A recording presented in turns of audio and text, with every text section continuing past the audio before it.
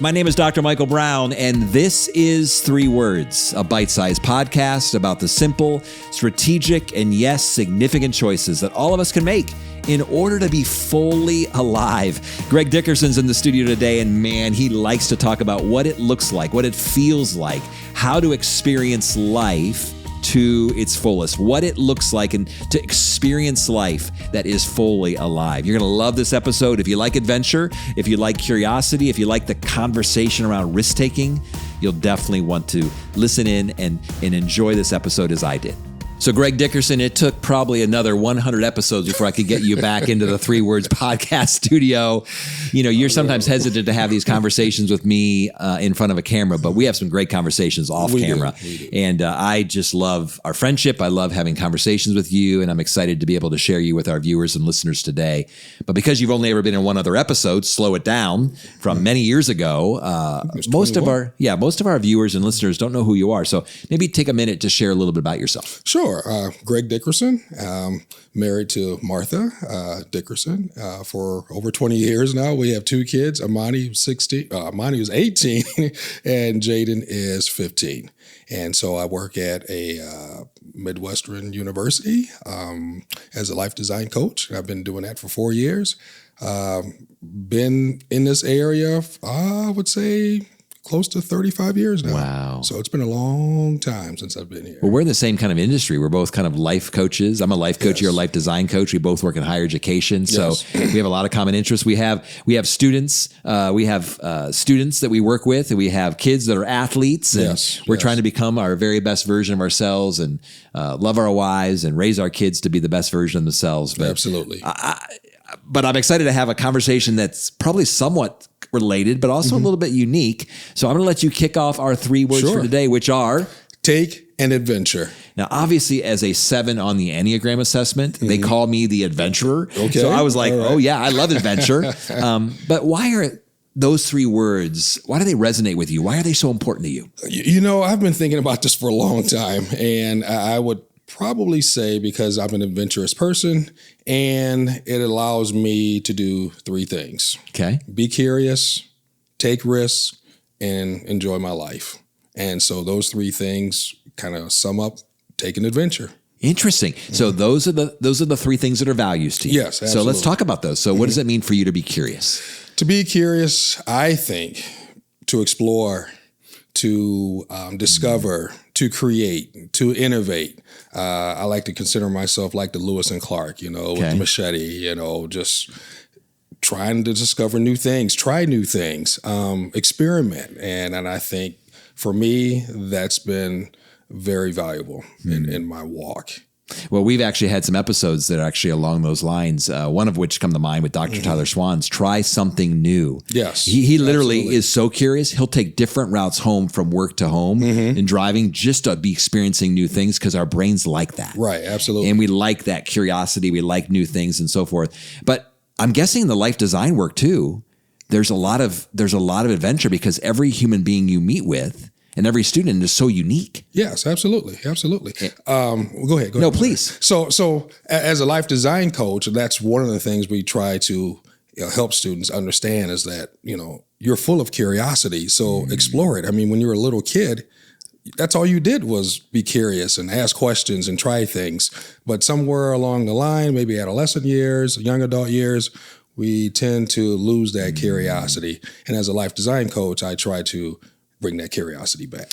Well, I'm also guessing as a part of this idea of adventure, you probably enjoy playing. Of course. Well, I only mention that because there's been some interesting research coming out recently that our children, and obviously you're the father, I'm a father, that our children in this day and age do not have enough time to just play. No. That they need play time. And so in many ways, I'm guessing for you and for your sons, being an adventurous person, you're saying, let's play, let's be adventurous, let's do new things. Absolutely. Let's what haven't you done? Let's try it. And why not, right? Yeah. I mean, life can be dull at times, and I think the curiosity allows us to kind of unravel that dullness and just do something. So I think it's beneficial for our health, mental health, physical health. And you know, the whole take on taking adventure doesn't necessarily mean you have to do something that's, you know, exciting or thrill seeking. It can be just taking adventure to walk over to your neighbor and just say hi. Meet somebody that you haven't met before. Talk to someone that you are perhaps curious about. Yeah. You know, it can mean a lot of different things. The point is just take risk and try something that you haven't tried before. I'm going to hit pause on my conversation with Greg right now and invite you to think about that thing that feels a little scary, but you're curious about, that feels a little risky, but you know would stretch and push you, and write it down and decide, I'm going to pursue that in the next 6 months. Now back to my conversation with Greg. Now you said be curious, and then you obviously just hinted again, you said your second value is to take risks. You know what? We are a risk-averse culture, though. Yes, we are. So we don't like to take risks. No, relational risks, financial risks, career risks. I mean, to pivot in a career, to try something new. You know, but you're encouraging it. Yes. I'm encouraging it because I think it's what we need as individuals. I think we are wired that way. But again, somehow we decided, no, we're not going to do that. We're going to live in our nice little comfortable house or a comfortable space and not deviate from that. And I think there can be a danger in that. So as a result, I think we need to take risk. And when you take risk and you fail, what happens? You become resilient. And that's something that I've been trying to teach my boys. That's something that I've been trying to instill in life design coaching, is that grit and that ability to get up, try it again. It's okay to fail. Yeah. And I think in our society right now, a lot of times, you know, we don't want to fail. That's right. You know, we want to get all A's. We have to be perfect. I'm like, no, you don't.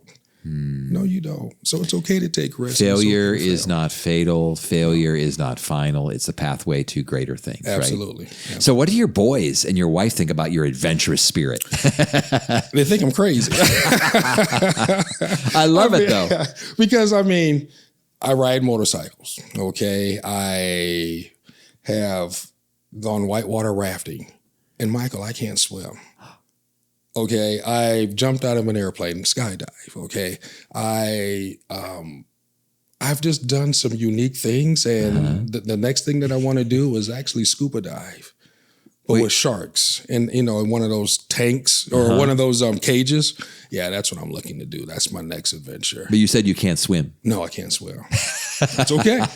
Well, I guess scuba diving. They have oxygen on your back, exactly, so you can. Right. Wow. So you are not just encouraging an adventurous kind of life where you're just talking to strangers and initiating and being curious. You're actually a little bit of a thrill seeker as well. I am a very much a thrill seeker, or a sensation seeker, I should say. And honestly, it seems like for you though, help me understand this. I know you as stable, as consistent, as trustworthy, as steadfast.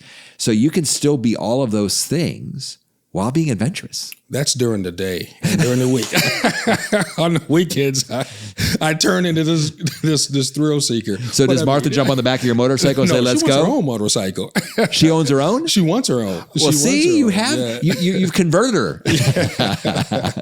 Oh, boy. That's awesome. But, no. So you said, so obviously be curious. Absolutely. Take risks. And then there's a third thing that you said. The third one is just enjoy. And I think the combination of the two, be curious and take risks. The third is, you know, you can enjoy your life and have a life that you value, that you, it's a life of no regrets, you know, and I think it's important to have no regrets. I mean, I failed many times, okay, but you know, we get up and we try it again. But through all the failures, I've never said, you know, oh my goodness, that was the wrong thing to do. There's no regrets because I tried it, and if I didn't like it, if it didn't work, move on. I love how you're talking about this idea of enjoying life and not just talking about having a successful life. No. Because people talk a lot about, I want to be successful. Yes. And it seems like successful is above enjoyable. Yes. And what you're saying is enjoyable is successful. Is successful. Absolutely. And I really think that, you know, in society, we do put a lot of pressure on meeting success, but success is defined by society, or is it defined by yourself? And I would suggest you define what success is. You value what success is. And if you do that, then who cares what society says? So my guess is you're not one who's regularly on social media comparing yourself and your circumstances to other people. What is social media? Okay. That's what Martha says. You need to understand more about social media. No, I think you're doing great without it. In fact, we actually did an episode on rethink social media, because again, or maybe it's rethink your screen time. I forget the name of the episode. Okay. My producer will remind me. But this idea that you're not comparing yourself. You get to be you. Right. And you're going to choose what's adventurous for you. Exactly. And you're going to be curious because you want to be. I define who I want to be. I define what I value success to be. Which I think, as I hear you say that, is foundational to living a life that is both adventurous and a life that you really can look back on and say, I enjoyed it. I had fun. And I had no regrets. So you talk a lot about no regrets. Yes. I mean, is that something that it seems like that's actually another core value of yours? It is. And because,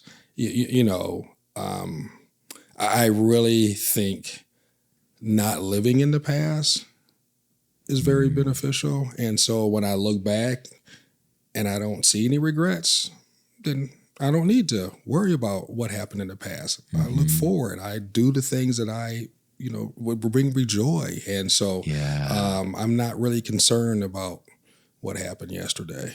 Okay. Now, the issue that I'm having is living in the present, because I'm very future oriented, but I want to learn how to live in the present more.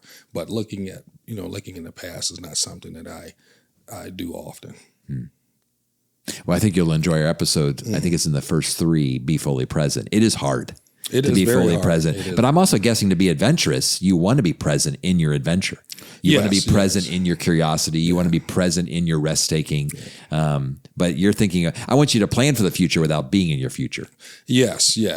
And I also think that, those are memorable experiences that we can always look upon. And as a result, if I say to myself, hey, Greg, you actually did this, with no fear, no regret. How satisfying is that? And for me, I just get chills just even, thinking about it. So, and for you, in many ways, that's probably being in this podcast studio. Yes. Is taking a risk and being courageous. Because this isn't what you would typically do. No. But because you were here today, there will be so many people across the globe who will think, you know what? Greg encouraged me to take an adventure, so I'm going to take an adventure. So I'm going to give you the final word to our listeners and our viewers. As you think about this idea of curiosity and risk-taking and adventure, wrap us up. I would say a dull life is never equated to a person who is curious. Fantastic. Well, let's be curious. Thanks for being in the studio today, Greg. It's always a pleasure being your friend, having conversations outside the studio, but I'm glad we got to have this one for others to listen in on. Thanks for spending time with us today. Thank you, Michael. Hey, friends, I hope you enjoyed my episode with Greg today. I had a great time talking to my friend about what it means to be more adventurous. Speaking of being adventurous, would you go to dmbcoaching.com/subscribe and to join us on our adventure of becoming the very best version of ourselves? You'll receive our monthly newsletter. You'll have more insights and practical advice on how to grow and develop in a different season of your life. And we'd love to increase that connection with you. And so again, thanks for being here today, and we'll see you in a couple of weeks.